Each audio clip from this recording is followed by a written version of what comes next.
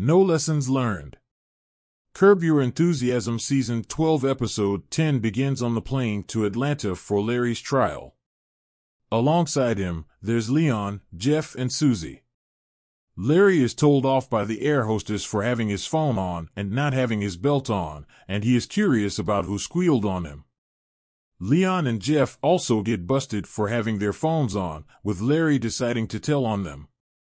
The plane lands, and Larry and Leon are on the I-85 freeway when a blue Mercedes won't let Larry and Leon exit.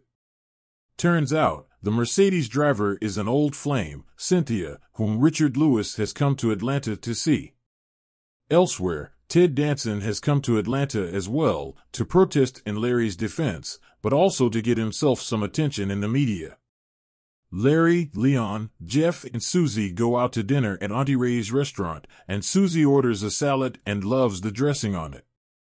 She asks Auntie Ray if she can have the recipe, but she declines. What happens at Larry's trial? The trial begins with both sides getting the opportunity to dismiss some jurors. The prosecuting lawyer, played by an excellent Greg Kinnear, bases his choices on whether they would steal bread to feed a hungry person, and typically, Larry bases his solely on appearance. Turns out, the jurors must be sequestered throughout the trial. Larry's lawyer's strategy amounts to calling out the unjust nature of the law, while the prosecution's approach is to point towards the importance of laws as well as Larry's history of behavior.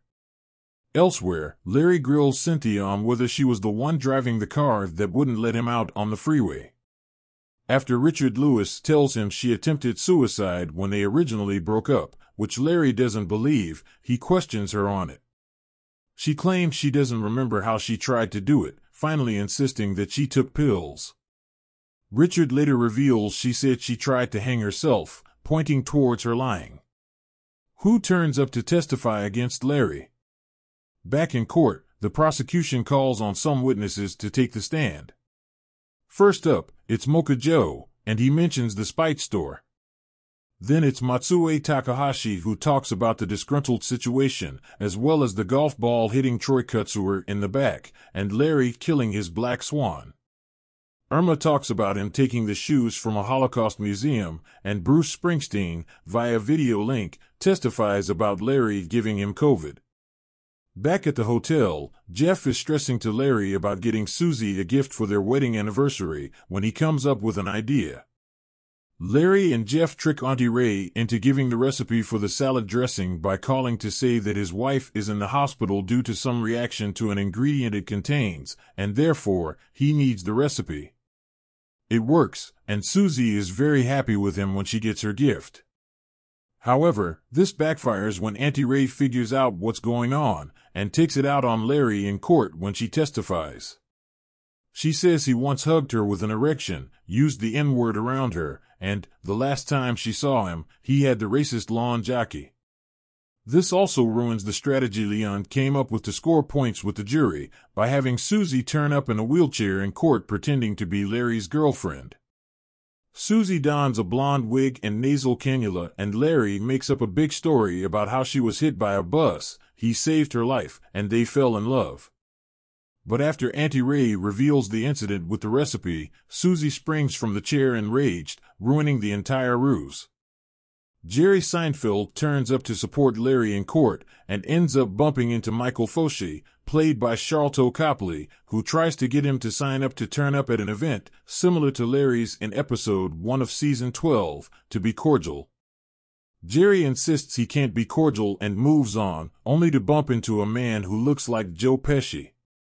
He tells him as much, and the man responds, "Am I funny?" in typical Pesci Goodfellas style, but Jerry looks like he recognizes him from somewhere else. Larry takes the stand and doesn't do himself any favors, with the prosecutor bringing up yet more dirt on Larry from the past. On the day of Larry's verdict, Richard Lewis informs Larry that he has broken up with Cynthia again, and warns him that she has bought herself a gun post-breakup and plans to use it to kill Larry.